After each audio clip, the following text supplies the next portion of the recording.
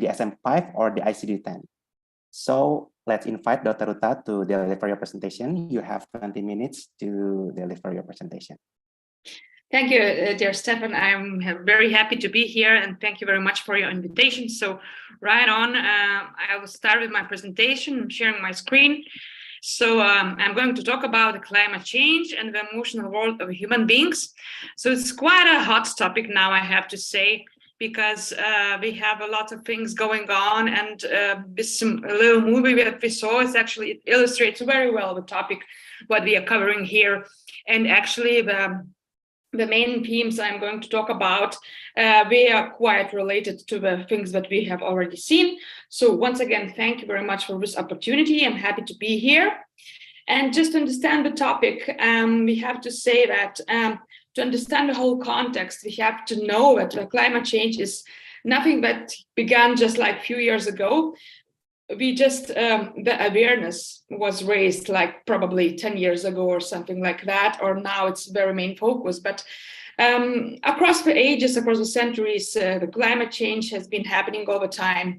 And just to illustrate that, we had a Nobel Prize winner last year, Svante Pääbo, for his discoveries concerning the genomes of extinct hominins and human evolution. He extracted DNA from 40,000 years old bone and influenced human genetics in this way. So actually what we've seen that climate change determined the human evolution, and it's quite a fact now. It's the main force of evolutionary processes because it ensures the emergence, survival, and extinction of species. Furthermore, the geographical distribution and adaptation of species is also determined by climate change. So it's a fact that we have species who are extincting, we have species who are surviving, and we also as Homo sapiens are only one of them.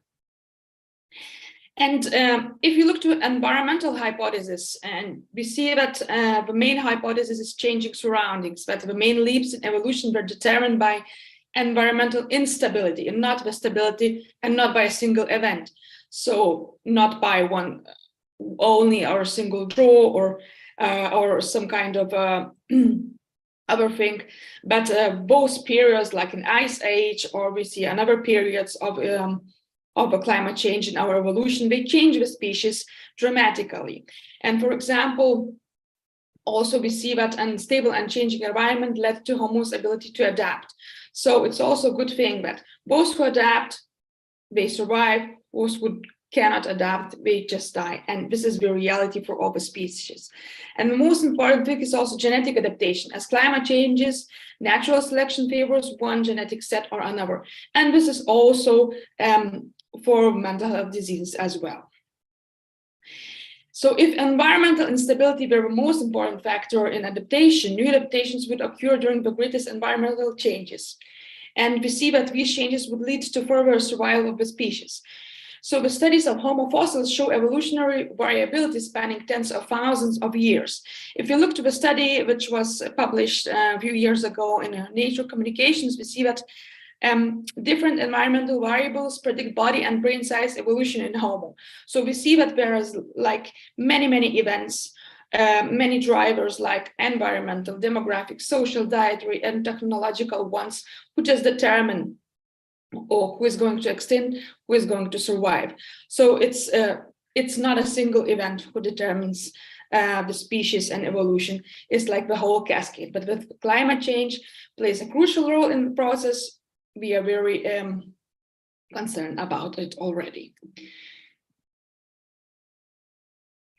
If you take Bergman's rule, it's a famous rule that says that higher weight species and populations are found in colder climates and lower weight ones in warmer ones.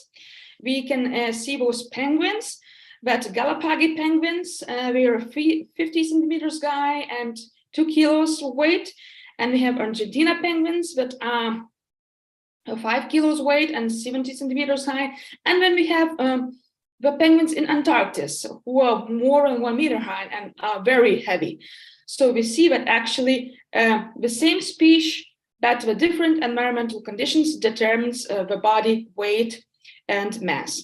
And this rule also applies to human populations, with exceptions, sub-Sahara, for example. And we see that actually with the very different conditions with the same species, we have very different parameters. So what does this rule tell us about?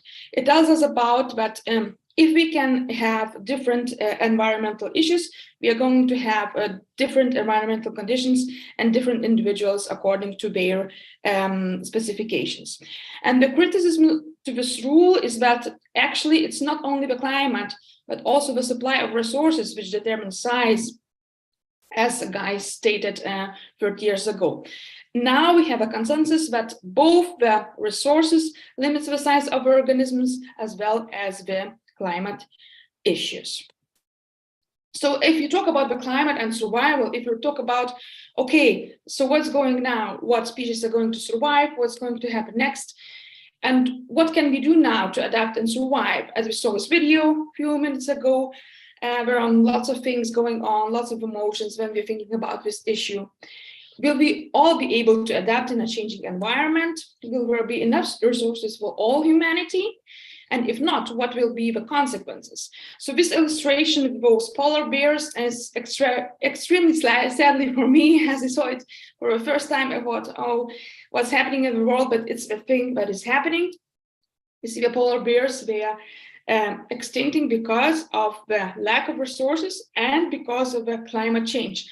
So we have those both things that I just described a few slides ago in this one picture. If you're talking about climate change and mental health and want to understand how it affects one another, we see that actually it's the cascade of processes. On one side, we see the disruptions to ecosystems. On another side, we see the disruptions to societal issues. So, and it all affects the human health. In a way of physical health, we have allergies, asthma, food, water, and insect-borne illnesses. To another way, to malnutrition, poor capacity, mental health illnesses. And we have affection in the whole lifespan, from the very beginning of a life, from a pregnancy, where the hot temperatures are affecting the fetus in mother's womb, to the very end of the life. We see the older people having the risk for a stroke, for example, if they are affected in the hot temperatures. And the publication that I was grateful to do also with Mariana, one of my colleagues here, is the ethics of a global ecological crisis. And we as a psychiatrist across the world just took the data and tried to look at it descriptively. And what we saw is actually that there are very vulnerable populations, which are children and adolescents, especially from low-income countries, and representatives of ethnic and cultural minorities are extremely vulnerable. Also, the people living in contaminated areas and persons with chronic health conditions are those who are most vulnerable to climate change and mental health issues. And we saw that there are some effects on mental health that are across the continents and across the countries. They are very similar due to political unrest, military conflicts, psychological issues, family problems, destroyed home environment, dangerous destructive behavior, and health issues. And we also saw that actually the lack of resources has a direct impact to our health. And there are many prognoses that are quite actually are annoying or are not leaving us behind. And we see that only after a few years we have an enormous need of food, water, and energy.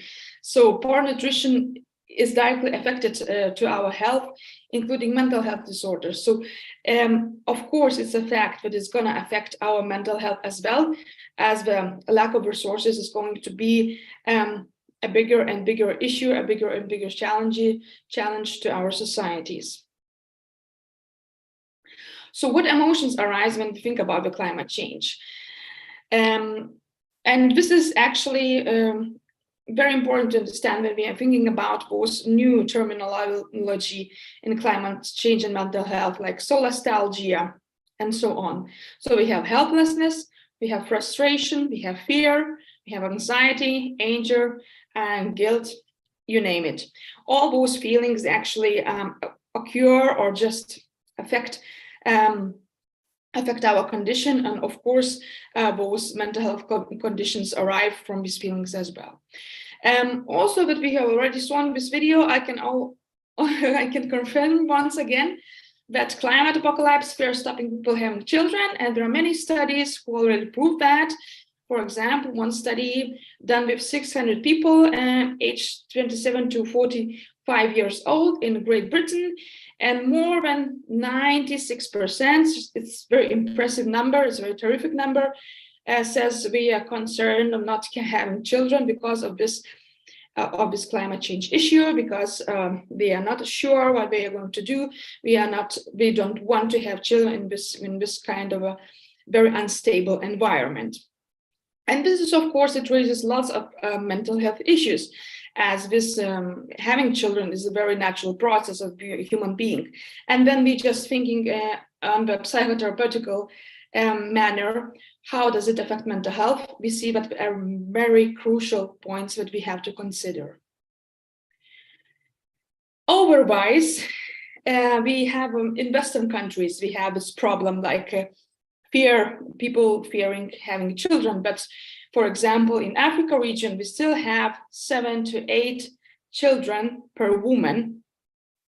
So what is going to happen? So migration is going to be more and more intense from those areas who are very affected of climate change. And there is a very huge density of people to those areas, of course, to Europe, once again, to North America, but also to Asia, who are not so much affected, or where the density of people is not as high as in those areas. So we are going to see a migration, and it's going to be an issue once again, and the things are going to be even more intense as we are now. If you talk about eco-anxiety, it's one of the main issues now on the climate change. So it arises from the inevitable changes in the environment and the feeling of helplessness, not being able to change anything. I have to stretch that eco-anxiety is not classified in ICD or any other diagnostic manual until now, but there are many studies who just confirm that this is a very big issue. And yeah, there are many speculations that after a few years, it probably is going to be recognized as a disease. So we're going to have guidelines, we're going to have a treatment for this, and this is going to ensure the better opportunities to the patients. And for example, in a survey of the US population, more than a half of adults and a third of adolescents experience environmental anxiety. So this is quite an issue we have to deal with as a psychiatric community as well. And briefly about the therapy of eco-anxiety. Actually, it's very good for everyone, and also not for those who have eco-anxiety, but actually for everybody, for better psychohygiene is turning back to nature, gardening, forest bathing. It's like standing or lying in the forest without your iPhone, without any devices, just trying to connect in nature, minimum 15 minutes per day, 3 to 4 times a week. So the effects are going to be very good then. And active actions protecting nature, of course, the more you involve into these actions, the more better feeling you have, because you have a feeling of connection, a feeling being in a community, and so your fear is going down. Very easily explained, I would say, but of course, nothing is so easy. And of course, climate change is not the only thing that burdens our society and our mental health. War, emotional health, climate change is everything connected with each other. And there is a direct parallel between climate change and war damage. Right now, we are also preparing a publication with our international group of psychiatrists about the war and mental health. As we see different conflicts across the world, there are many common issues that we see which are connecting all those conflicts. So we see the effect of natural diversity, effects on social, physical, and emotional well-being, and families being separated, people on the run, generational trauma, all those things happening with war as well. And this is quite a burden for our mental health. If we see to the publications, what is published already on this issue and how things are connected with each other. So I really liked the one from the colleagues Poletti and Preti from economic crisis and climate change for COVID-19 to Ukraine war. Colleagues just stated that actually these are the children and adolescents who are the most affected of both climate, economic, and COVID-19 pandemic issues.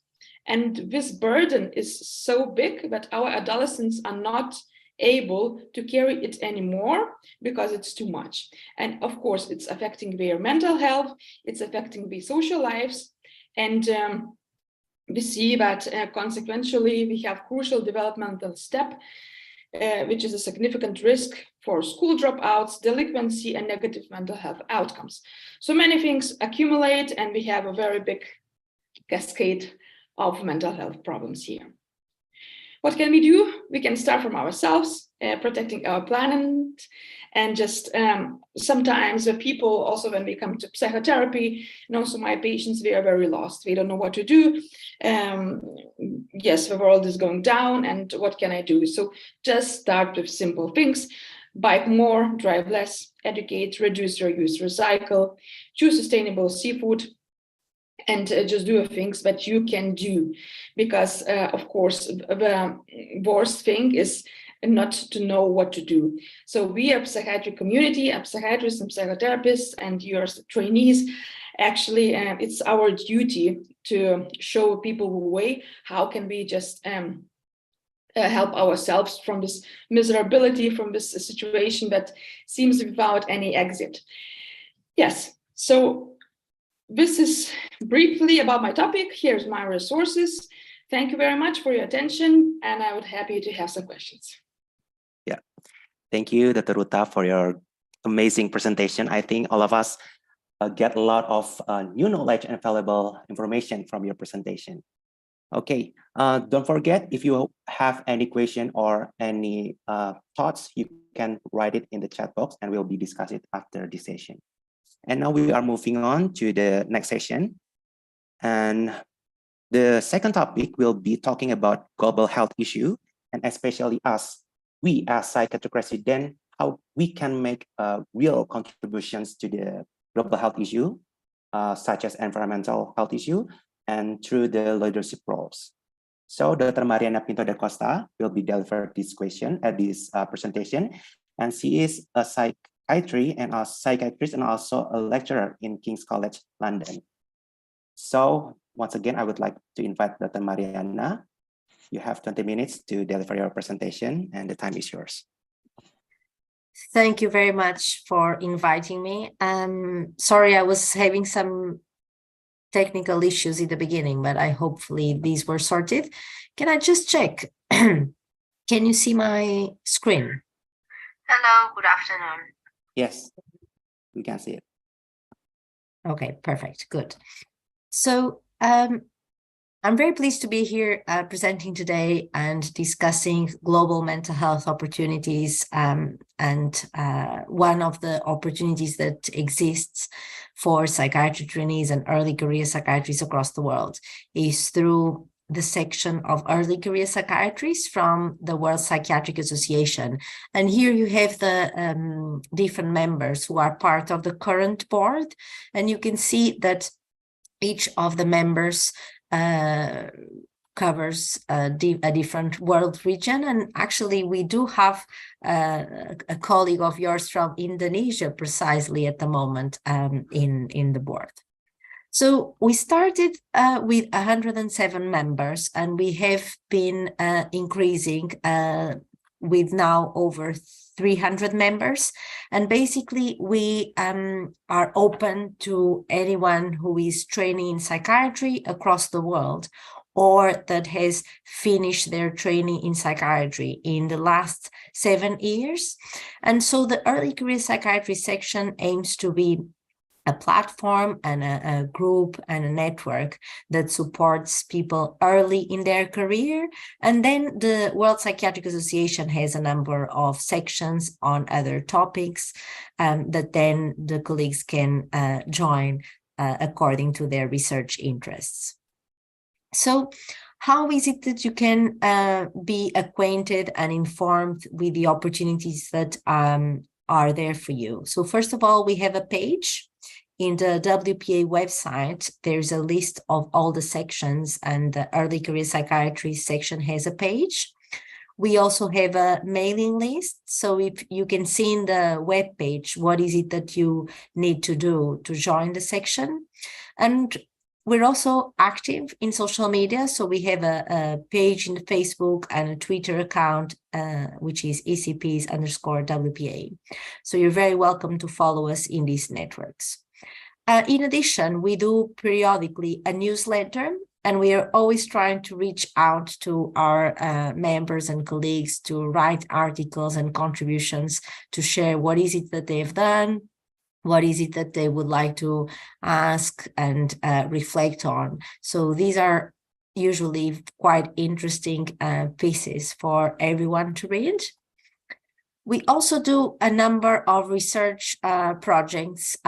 So initially we published in the Lancet Psychiatry. There was the Future of Psychiatry Commission, and we wrote a comment about how the future of psychiatry would be looking like.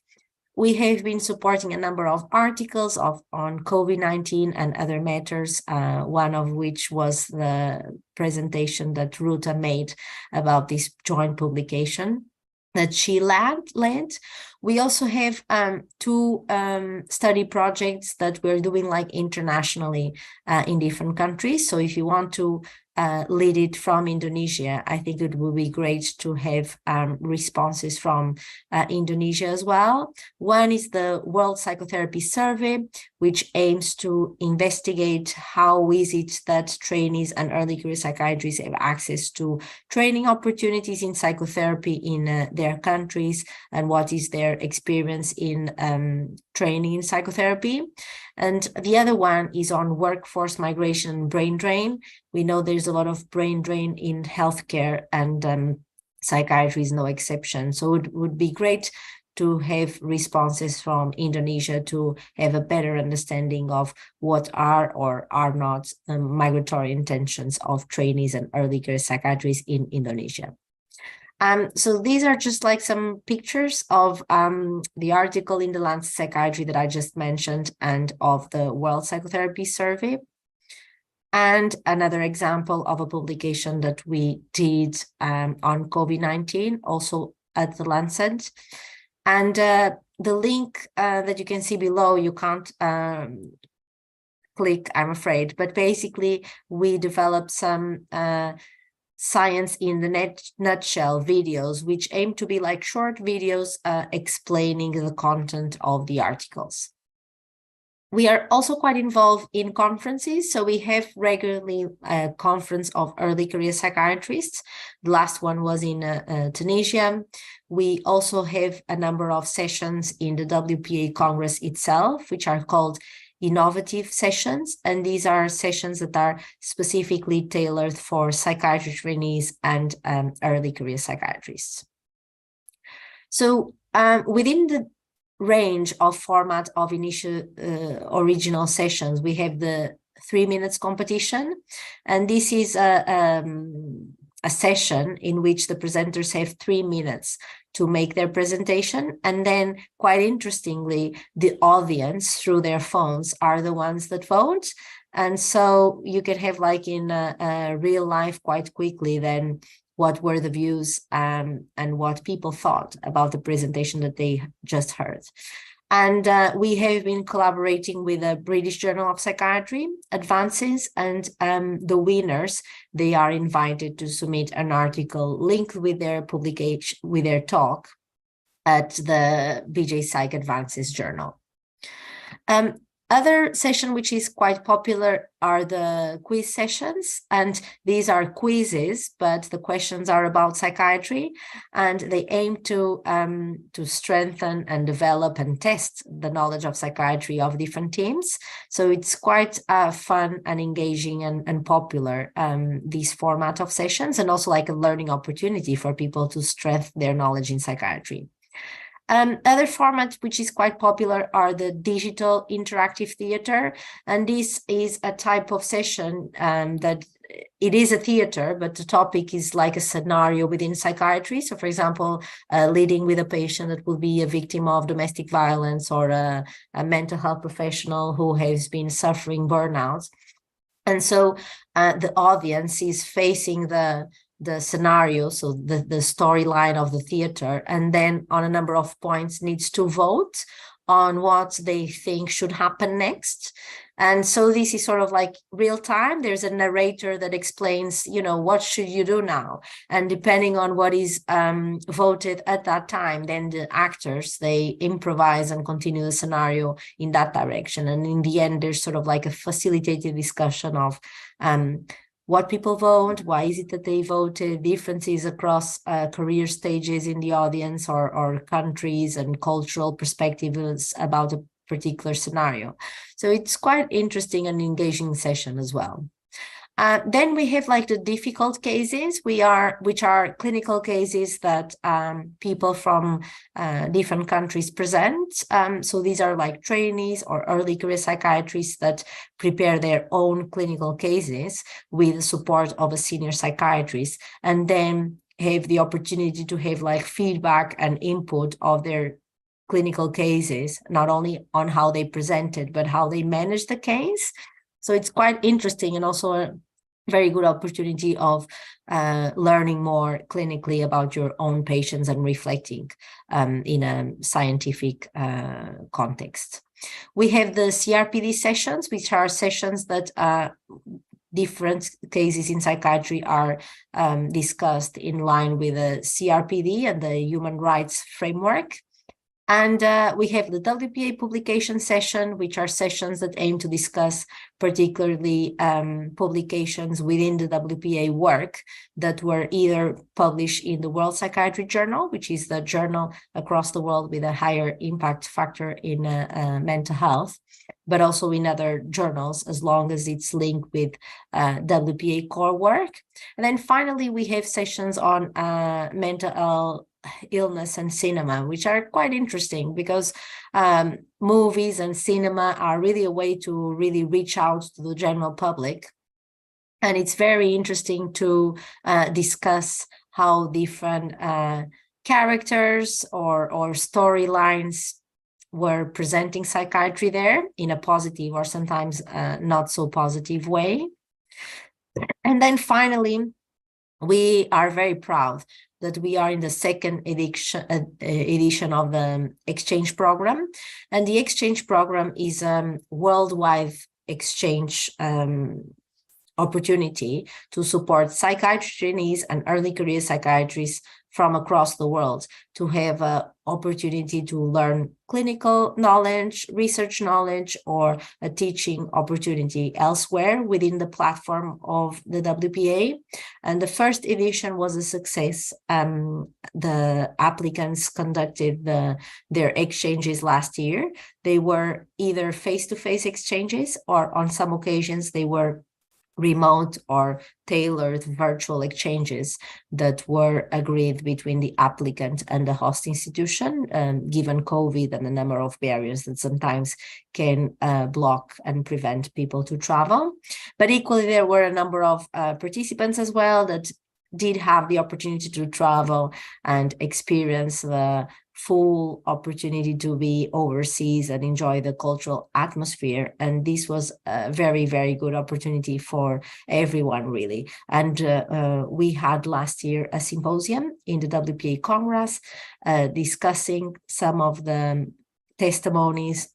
And we also had some participants either presenting and in the audience, and the feedback has been really very, very positive. So in summary, in terms of our work, what we want is to engage further in different countries and in countries and or regions sometimes that are not so much represented. We want to engage with our members. We want to support people to present at the WPA congresses and other national congresses. We are very keen and happy to support psychiatry trainees and early career psychiatrists to conduct research and publishing papers. We're very democratic, and different people have the opportunity to be the first author or middle authors or last authors. So it's a very, very good example of a peer network that really supports and helps people to flourish. And we also produce ECP videos on a number of topics. So for example, like recently we had a video to raise awareness about the World Suicide Day. And so we had people from different countries giving a message to raise awareness about that.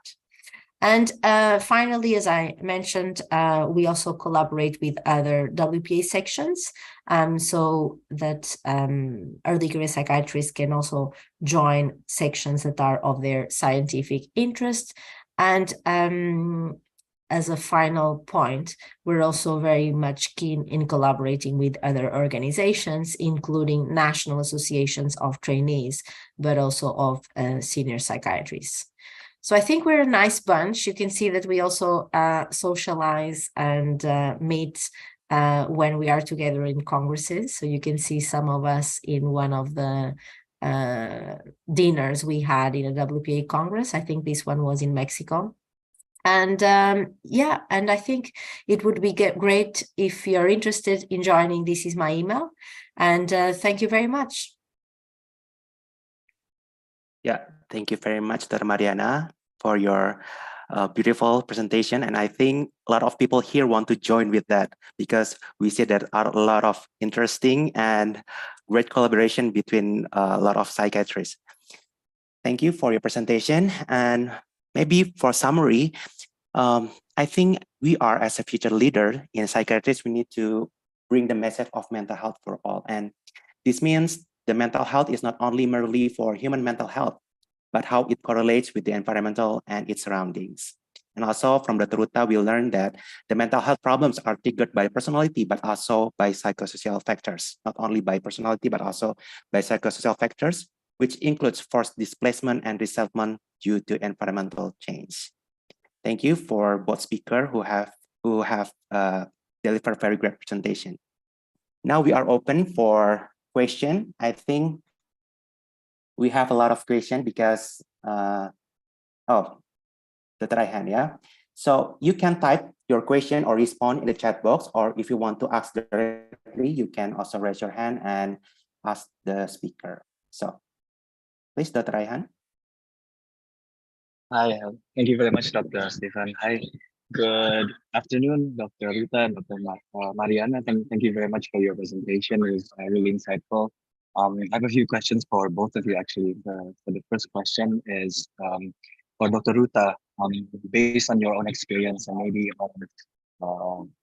from previous presentations and discussions, what are some strategies and also activities that you think we as psychiatry training from middle income countries such as Indonesia could apply in helping to tackle this mental burden due to the climate change problem which is happening worldwide?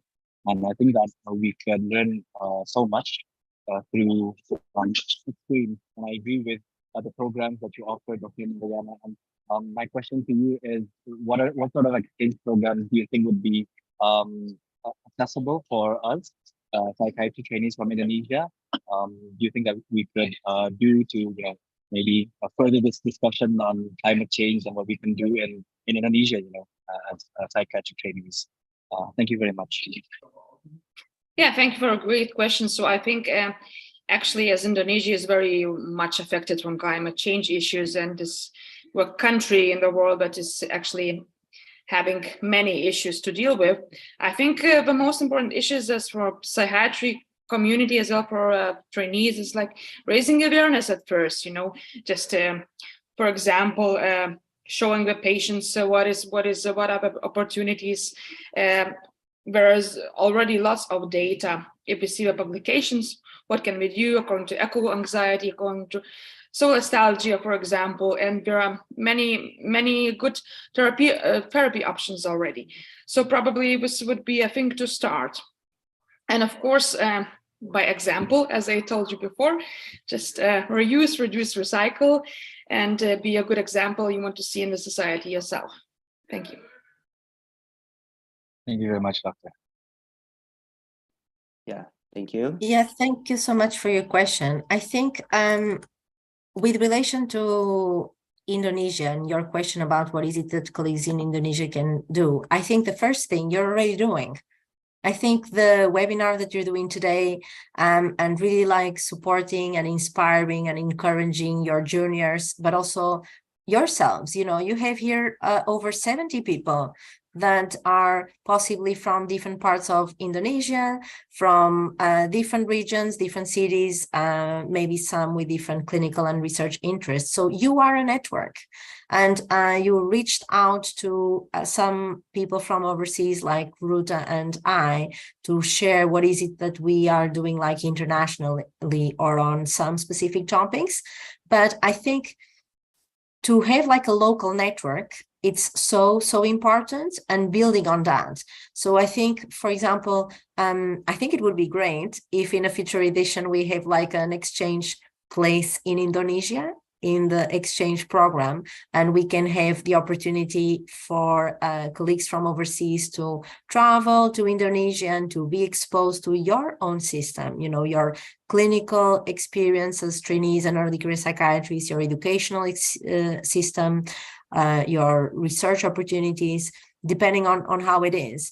I think sometimes some people think that only very unique and niche centers can receive trainees, but in practice, and we've seen in our applications, trainees, they choose different places for all sorts of reasons.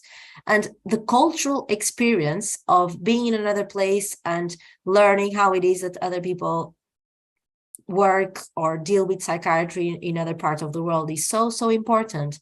And I think it would be really fantastic to have Indonesia as one of the places that we offer in the World Exchange Program in WPA. So that's one. And then the second, with what concerns the current projects I mentioned already. So the psychotherapy and the migration one are two that we're doing at the moment. So these are projects that you can like easily join. But equally, if you have like your own idea of a new project that we're not doing, but you would like to start and you like other people to be involved with you, please do reach out to us. Thank you very much. Thank you, Dr. Mariana. I think I also agree that we can start small by educate the patients to start small in environmental health issue. And also thank you, Dr. Mariana, for opening the opportunity for us to join to make some connection and collaboration. Thank you. And also with us, we already have 70 people here in Zoom. And also this event is also broadcasted in the YouTube. So we have a lot of participants today. So yeah, the second question from Dr. Leonardo. Okay, thank you very much, Dr. Stephen. Hi, Dr. Ruta and Dr. Mariana. It is my pleasure to have you on this beautiful occasion. So I think we have been exposed to many topics on the perspective of global mental health and leadership, but deep down within me, I have a very big concern toward the most vulnerable populations, that is those who are, for example, the refugees and those who are living in the most isolated areas where they have no access to the information. They might also have limited access to the alarming system. For example, like where they're prone to have some natural disaster, but yet they are vulnerable. So based on your expertise, both of Dr. Ruta and Dr. Mariana, how, as the future leader of psychiatrists, what can we do with these populations? I mean, we know that they are there and they are on the front line, and they are also prone to have, I think, the most catastrophic effect of the natural disasters. So what can we initiate as the future of a psychiatrist? And the second, I think you and also Dr. Raihan have talked about the possibility for having the students exchange. But is there any possibilities that say that now we are also beyond borders and the COVID-19 has talk us about the possibilities for doing everything virtually. So is there any possibility for us to have this kind of sharing session and knowledge transfer that we could do borderless, something that we can do virtually, something that we can do, in distance, to minimize the high rate of human transmission as well as the possibility for infectious transmissions. Thank you very much. Yeah, thank you very much, Leonardo, for your comments and questions. Well, the first one, I think it has been becoming more consensual recently that the global mental health field, specifically historically, has been dominated by high-income countries and also, I suppose, by male white senior academics. And there has been criticism about that. And there have been efforts and initiatives, both in terms of advocacy, but also within the research community, to involve not only researchers and clinicians from other parts of the world and personal backgrounds, but also those that are not clinicians or researchers, like to really involve those communities that we're talking about when we talk about global mental health and are not involved sometimes in research projects. And that's why more and more you hear about public involvement and the involvement of people with lived experience in different research projects to really give the opportunity of those that we are talking about or investigating about to be involved in these research projects. But not only, I mean, involved in a tokenist way, but I also mean like leading. And recently, I don't know if you've seen, but there was a Lancet Commission on Stigma that was co-led by Professor Tony Croft and Charlotte Sunkel, who is a patient with lived experience that is based in South Africa. And they were both joint first authors of that commission. So I think these initiatives of really not only involving people from different parts of the world, including, like women and people from low and middle income countries, but I also mean people that are not clinicians or academics, but they are those that we are investigating or talking about. And then with relation to your second point, absolutely. I think the World Exchange Program, we did have some people who, for a number of reasons, only did the remote exchange. And there was a colleague that did a remote exchange in New Zealand. And we even published the paper about that. I can put it in a chat later on. And she was saying how good it was for her to have the opportunity to do this remote exchange in New Zealand and how much she learned and how much that was transformative. So I guess we can do it as a one-off in a sense that a person applies to a program and goes remotely or has this tailored schedule or program that they do. But equally, we can have like virtual networks and global networks that can keep in contact with each other. And that's what we're trying to do in the early careers section in the World Psychiatry Association. That's why we have members from different parts of the world. And even from a practical point of view, like you really need to have people engaged through, the internet and all these platforms if your group is the whole world, as opposed to if you have a more local group that might be easier for people to, to be in person with each other. So I think we need to keep the momentum on both fronts, the use of technology to keep in contact and advocacy to make sure that everyone is involved in the global mental health discussion. Yeah, absolutely. And if I may just add a few sentences, I think when talking about the patients and psychotherapy issues, we have to consider the cultural background, always the cultural background. And we see that, as you mentioned, Leonardo, we have migrants who are there. So I don't think it's like, migrants who are there. I think that's already, we are the ones who are living together. And we have to find the new ways. How do we want to construct our society? And how do we want to see our society? As we do not want to exclude those people as a group of immigrants anymore. We want to include them with everything we have. We have personality issues, we have cultural issues. And according to research, there are many studies now that are showing very good results, or best results in the therapy. For example, with post-traumatic stress disorder or depression or anxiety, when we are thinking about the cultural background, where are people coming from, and just to try to include this in the therapy in every time we are doing this. So that's about the clinical perspective. Thank you very much for Dr. Marina and Dr. Rota for the great answer. I think we still open up for the question if anyone here wants to ask another question. And I think I also agree that I think the virtual connection, the virtual exchange is very interesting, yeah, because it saves up a lot of time and money, and it helps more people to join the exchange. Maybe Dr. Marina, can you please share about the exchange program that you say in the New Zealand? Yes, so basically every year, so we are in the second edition, and every year it's up to the host institution to decide whether they are happy for people to conduct the exchange remotely or in person. And I think like last time we had a few applicants that couldn't do the face-to-face, traveling, but equally it might be for other reasons, as you're saying, in terms of like costs or even like convenience. So basically each program is tailored.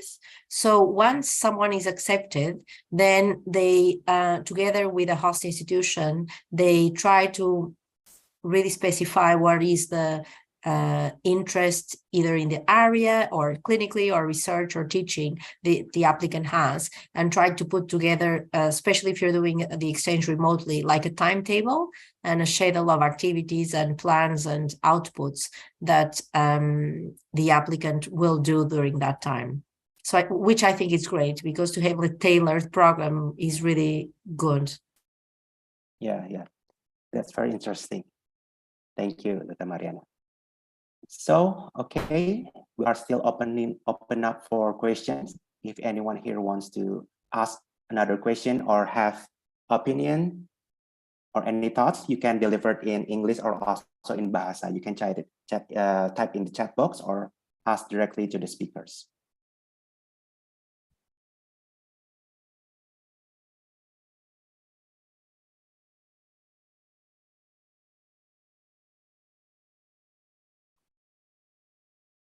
So, yeah, Dr. Rehan is it okay to ask another question? I'm so sorry.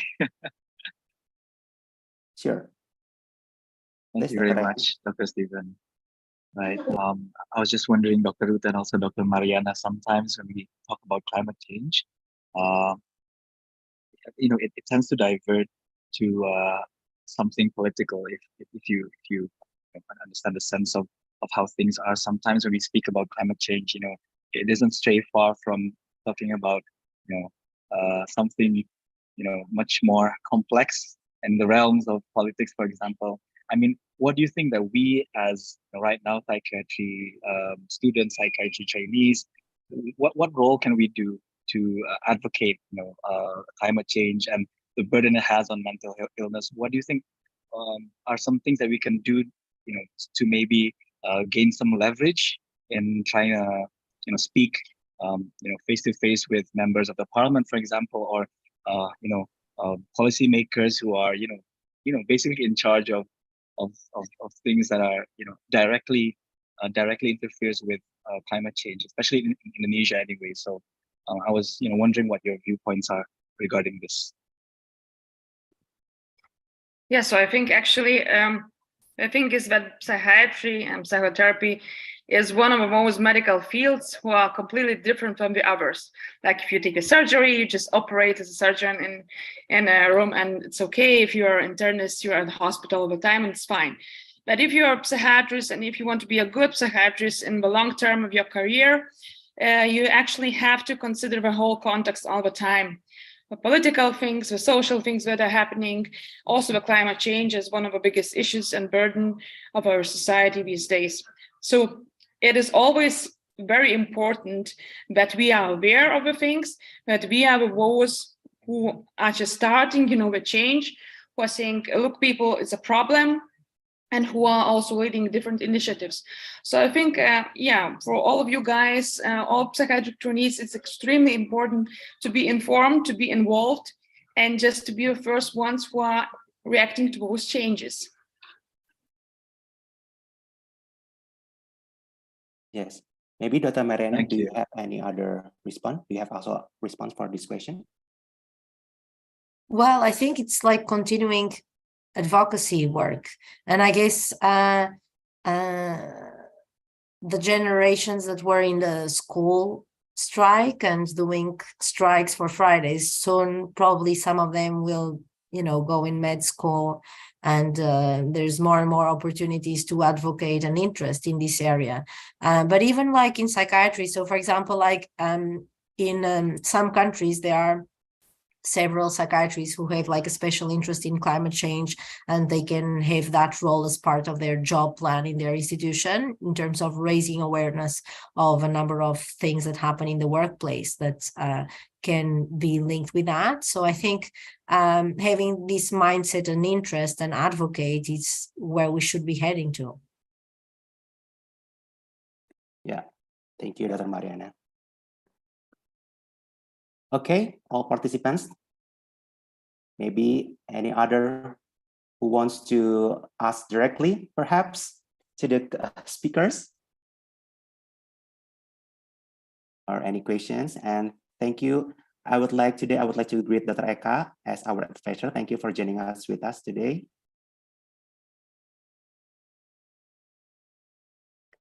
Maybe most of us, the psychiatric trainees, maybe don't really know how to do that collaboration or make connections, especially globally. Maybe Dr. Marina or Dr. Ruta perhaps can share like the simple things or how to start to make connection, especially in the terms of global health, how we can do as a psychiatric trainees. Yeah, no, absolutely. Well, so the first thing is like join the WPA section. So that's, like one thing. And then second thing, there are sometimes a number of opportunities that are available for people to apply. For example, like I'm aware that now there's like a 5,000 pounds funding as well for those that have interest in global health to do a project overseas that they can apply for. So I can also put that link in the chat. And if any of you has a specific interest in global health or global mental health, or wants to apply and spend some time in London at King's College London with me, let me know, and I would be happy to support your application. But I guess like to respond to your question, the easiest and first thing would be join the WPA ECP section. You're right. Sure, thank you, Dr. Mariana. Maybe Dr. Ruta, you also wants to give response for this question. Yes, Mariana described there are many opportunities to start with, but if you just, want to try to start, you can also find some good collaborations, with your peers from international countries. Like right now, there are so many projects going on, and you do not have to have any scholarship or something like that to publish, actually. So you really can start to collaborate with 5-6 people from different continents. That was my way how I started a few years ago, and it works very well because you just publish, you find materials, you try to work on the data, and then and then it goes on, and then once you're in process, it's going to be easy. So yeah, just the most important thing is to start, probably. Yeah, sure. We have to keep looking for and keep increasing our abilities so we can work together. Yeah, another question for Dr. Vincent. Hi, good afternoon to Dr. Mariana and Dr. Ruta. Maybe this question is perhaps more specific to Dr. Mariana. So I think from Indonesian perspective, we of course like have different views on like how we define mental health, how we define mental illness, because I think we base our definition usually on DSM or ICD classifications, which I think sometimes may not be culture sensitive, especially to us Asians. So my question is related to the point you highlighted, that sometimes our education on mental health is based on, I think we call it weird, like white, industrialized, rich democratic populations and educated populations. So I think the important part is like, I think there's a movement now to decolonize mental health research and education. So what's your opinion on that? How can we as Indonesians, doctors and psychologists, psychiatrists can start in this decolonization movement from Indonesia? Thank you. Well, thank you, Winston. I guess definitions, they change with time, and they change also like with context. And even these days, there are a number of definitions that are different from mental illness. So for example, like the WHO would go for mental health condition, and some other organization might go for mental illness, and some other organization by mental disorder, or some people would prefer, patients and other service users. So there's a lot of always like a bit of discussion on definitions. But I think it's important is like to really involve the different stakeholders and try to have consensus on definitions. But at the same time, I think we need to be humble to, even if we agree whatever it is at a certain point of time, be humble to admit that it may be that in 100-year time or in 200 years time, the definitions may be different.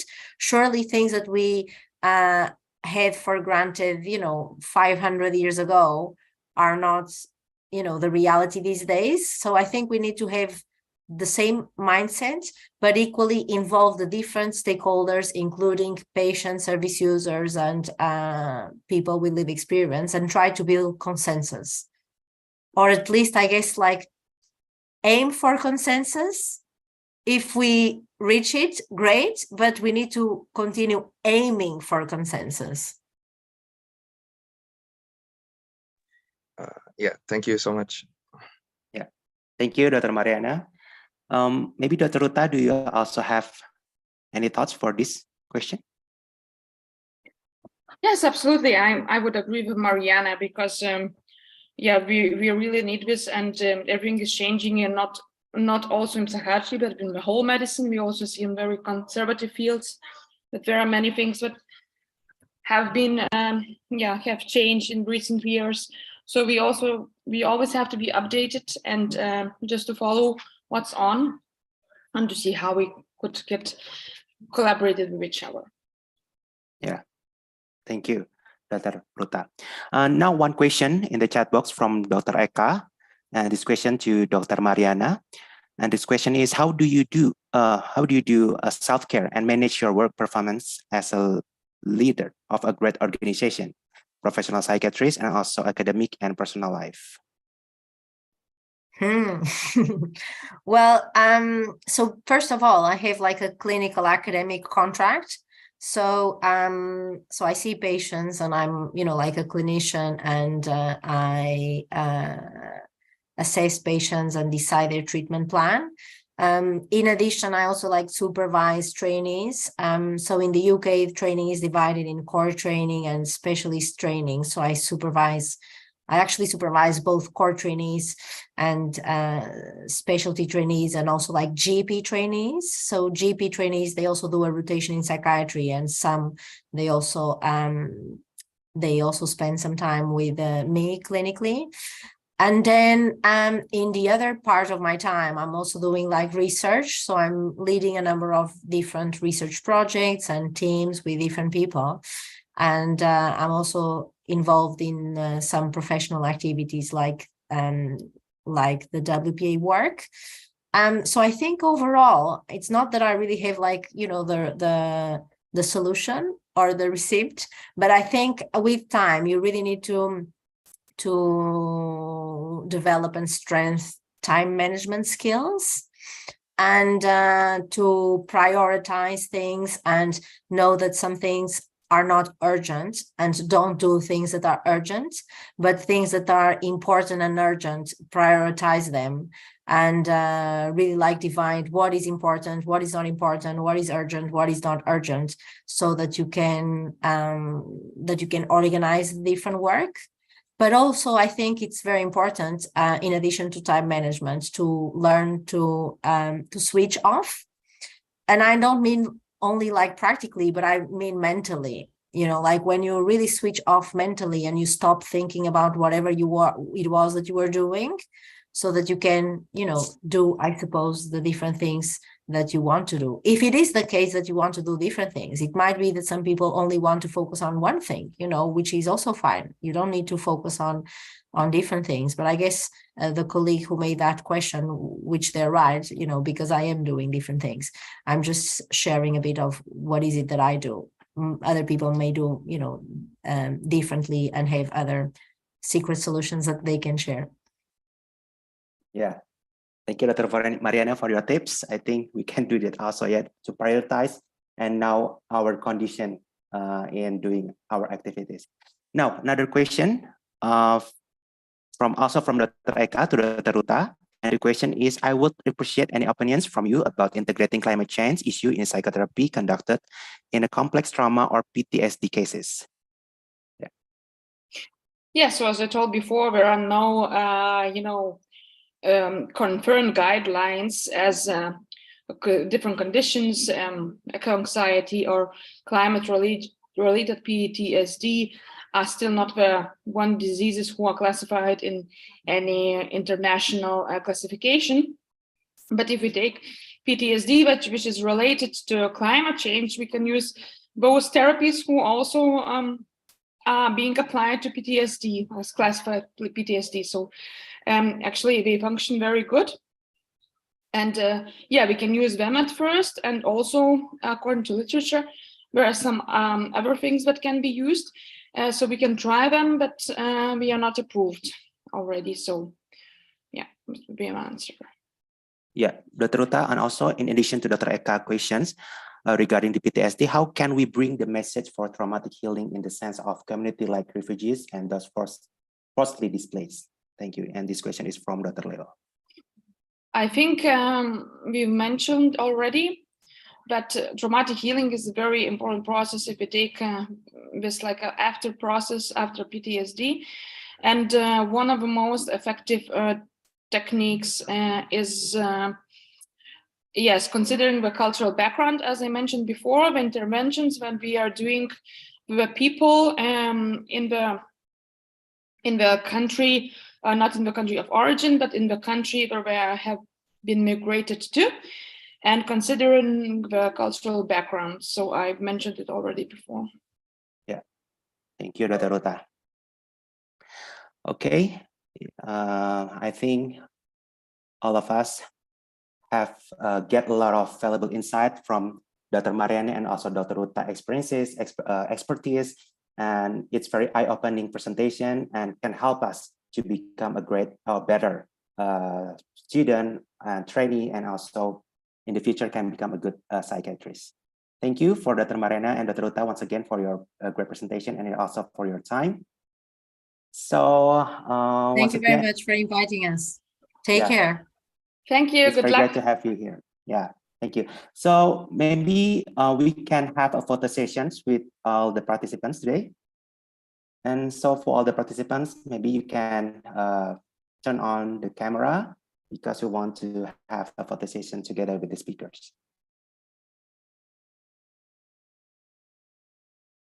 Okay.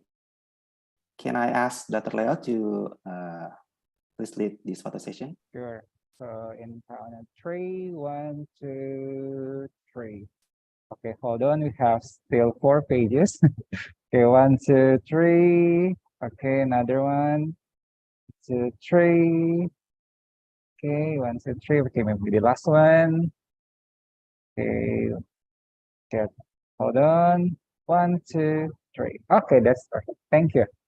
Yeah. Thank you very much. So this is the end of the sharing session. And the next session will be board member election, and especially this only for eligible the eligible member of the IPTA. So however, if you want to still keep remaining with us, stay with us, you can also keep joining this event until the end. But if you want to leave, also you can leave this seminar, because after this, we are going to have a board member election. Thank you. Now I will hand over my duty to Dr. Rehan to lead in the board member election. Okay, let me start first. Thank you very much, Dr. Mariana, and also Dr. Ruta, and also our honorable friends from Japan, Dr. Ushio, and also Dr. Ika. Also, thank you very much for having us together in this wonderful event, and I hope that this brings some insights, and it's going to be a delightful experience for you to digging more and immerse yourself on the issues of global mental health. So I'm going to proceed for the next session of this event, which is the board member selection, and I have to switch my language that now we are turning in Bahasa Indonesia. So please allow me to speak that in Bahasa, but also you are very welcome to stay. Selamat malam, dokter-dokter dan teman-teman semua. Assalamualaikum warahmatullahi wabarakatuh. Shalom Elohim, salam sejahtera, Om Swastiastu, Namo Buddhaya, dan salam kebajikan. Tidak terasa IPTA sudah masuki periode yang terakhir untuk kepengurusan di 2022-2023, dan kita sudah banyak belajar hari ini tentang konsep dari global mental health, dan tentunya teman-teman juga mungkin sudah mendengarkan banyak sekali aspirasi, dan juga tentunya kami dari board member yang saat ini ingin agar supaya ada regenerasi. Dan oleh karena itu dari IPTA board member sendiri sudah membentuk panitia pemilihan. Mungkin teman-teman sudah menerima ya link untuk pendaftaran maupun juga pencalonan yang kami kirimkan di Telegram maupun via email. Nah, saat ini untuk panitianya sendiri ada saya, Dr. Stephen, dan Dr. Rehan. Dan nanti untuk sesi selanjutnya untuk pemilihannya akan dipandu oleh Dr. Rehan dan Dr. Stephen, namun terutama pada malam hari ini akan dipandu oleh Dr. Rehan. Dan saya bersama dengan Dr. Stephen akan membantu secara teknis. Dan mungkin saat ini, karena sudah waktunya juga, saya persilakan Dr. Rehan untuk memandu acara pemilihan board member IPTA. Kepada Dr. Rehan saya persilakan. Baik, Assalamualaikum warahmatullahi wabarakatuh. Selamat malam rekan-rekan dokter dan guru-guru saya juga yang hadir. Terima kasih atas kehadirannya tadi pada sharing session yang sangat insightful tentunya. Dan saat ini kita akan melanjutkan pada rangkaian acara selanjutnya, yaitu IPTA report pada periode tahun 2023 yang akan disampaikan oleh Presiden-elect Dr. Leonardo. Selanjutnya akan dilanjutkan oleh board member election, dan pada akhirnya akan diumumkan kandidat yang dipilih untuk posisi board member IPTA periode tahun 2023